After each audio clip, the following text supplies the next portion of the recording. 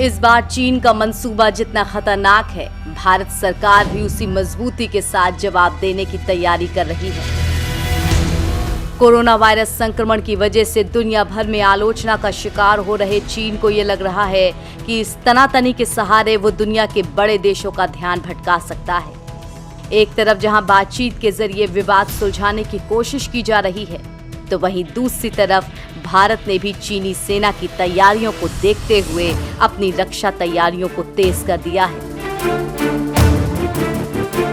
चीन के नापाक मंसूबों को देखते हुए भारत ने चीनी सीमा से सटे अपने सैन्य अड्डों पर तोपों, टैंकों, हथियारों और अन्य हथियारों को तैनात कर दिया है।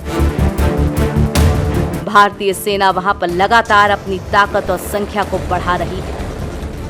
चीन की चालबाजी देखिए कि एक तरफ जहां वो शांति का राग अलाप रहा है, रोजाना सैन्य अधिकारी के स्तर पर बातचीत कर रहा है, तो वहीं दूसरी तरफ सीमा पर सैन्य ताकत बढ़ा रहा है और तोप, टैंक सहित अन्य युद्धक साजो सामान भी जमा कर रहा है।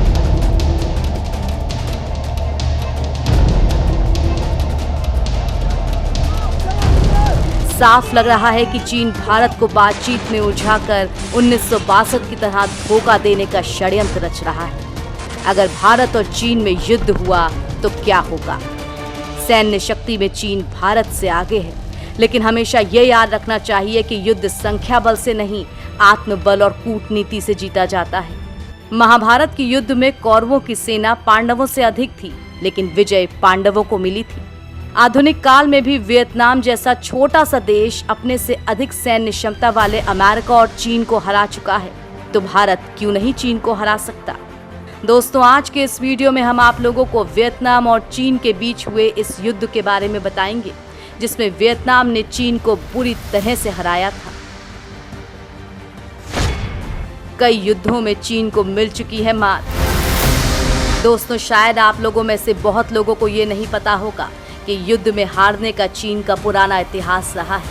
ये बात उन लोगों को बहुत अजीब लग सकती है जो चीन को एक महाशक्ति मानते हैं, लेकिन ये भी एक सच्चाई है कि चीन उतना ही प्राचीन देश है जितना कि भारत, और युद्ध में हारने का चीन का लंबा इतिहास रहा है। ये भी एक सच्चाई है कि इतिहास में गिने चुने मौकों पर ही चीन को विजय हासिल हुई है। ज्यादातर लड़ाइयों में चीन को हार का ही सामना करना पड़ा है। आधुनिक चीन के इतिहास की बात करें तो 1894-95 में उसके आकार की तुलना में काफी छोटे देश जापान ने चीन को बुरी तरह से हराया था। 1949 की चीनी क्रांति के बाद वहां पर कम्युनिस्ट सरकार की स्थापना हुई, जो आज तक चल रही है, लेकिन इनके दौर में भी चीन को कई बार हार का सामना करना पड़ा। 1962 की लड़ाई में भले ही चीन धोखे से जीत गया हो, लेकिन इसके कुछ सालों बाद ही चीन को सिक्किम के मोर्चे पर भारत से करारी हार का सामना करना पड़ा था।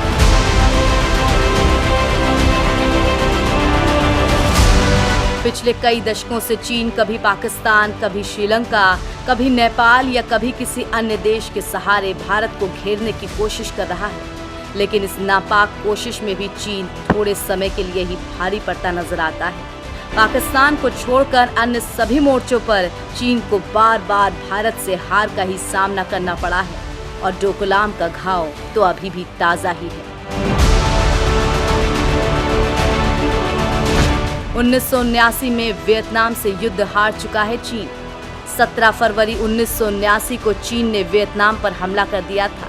चीन के मुकाबले वियतनाम एक छोटा सा देश है। वो इस युद्ध से पहले अमेरिका से एक लंबे समय तक लड़े युद्ध में बेहाल हो चुका था। अमेरिका जैसा शक्तिशाली देश भी वियतनाम में 10 साल तक युद्ध लड़कर विजय हासिल नहीं कर सका था।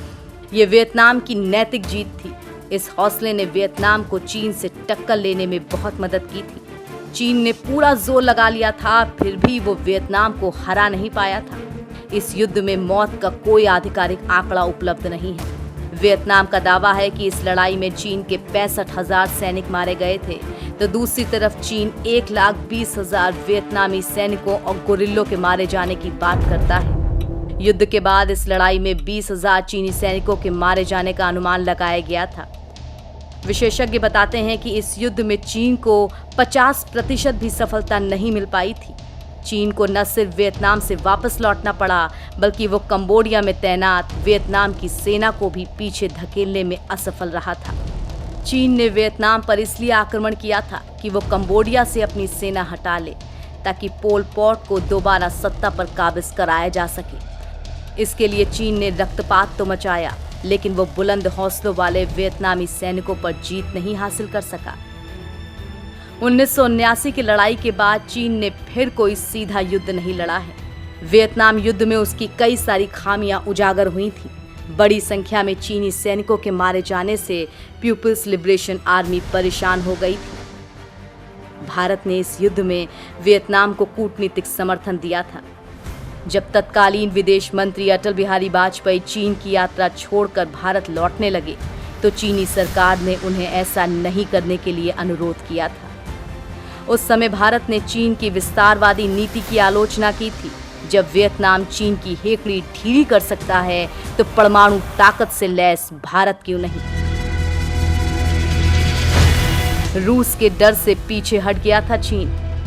दरअसल वियतनाम के साथ युद्ध में चीन को इसलिए भी हार का सामना करना पड़ा था, क्योंकि वियतनाम के पास अमेरिका जैसे देश को नाको चने चबवाने का एक लंबा अनुभव था। इस युद्ध के बीच चीन को यह भी डर हो गया था कि कहीं सोवियत संघ वियतनाम के समर्थन में उस पर हमला न कर दे। इस डर से चीन ने युद्ध विराम की घोषणा कर दी थी। चीनी सैनिकों ने वियतनामी क्षेत्रों को खाली कर दिया था, लेकिन वियतनाम ने अपने सैनिकों को कंबोडिया से नहीं हटाया। वियतनाम के सैनिक 1989 तक कंबोडिया में जमे रहे, जिससे पोल पॉट के दोबारा सत्ता में आने की सारी संभावनाएं खत्म हो गईं। इस लिहाज से चीन इस लड़ाई में हार गया, क्योंकि वो अपने समर्थक पोल पॉट को सत्ता नहीं दिला सका। वियतनाम इसलिए जीता हुआ माना गया क्योंकि वो चीन के प्रबल विरोध के बाद भी कंबोडिया में मौजूद रहा। आज चीन पैसे के दम पर वियतनाम को डराता धमकाता रहता है, लेकिन चीन के इतने ताकतवर होने के बाद भी वियतनाम चीन को आंखें दिखाता रहता है। दक्षिण चीन सागर में उसका अक्सर ही चीन के साथ तनाव चलता रहता है। 41 साल से चीन ने नहीं लड़ा कोई युद्ध। 1979 में वियतनाम से हारे चीन ने अब तक कोई लड़ाई नहीं लड़ी है, और ये बात चीन भी जानता है। इसीलिए चीन ने ये माना है कि भारत के पास दुनिया की सबसे ताकतवर पर्वतीय युद्ध क्षमता वाली सेना है। भारत लगातार कश्मीर में आतंकियों से लोहा ले रहा है। यहाँ पाकिस्तान से लगी सीमा पर भारतीय सेना की अक्सर आतंकियों के साथ मुठभेड़ होती रहती है, जबकि चीन की सेना के पास इस तरह के किसी भी युद्ध का कौशल नहीं है। 1979 के बाद से चीन की सेना पूरी तरह से बदल चुकी है, जिसे भारत आसानी से मात दे सकता है।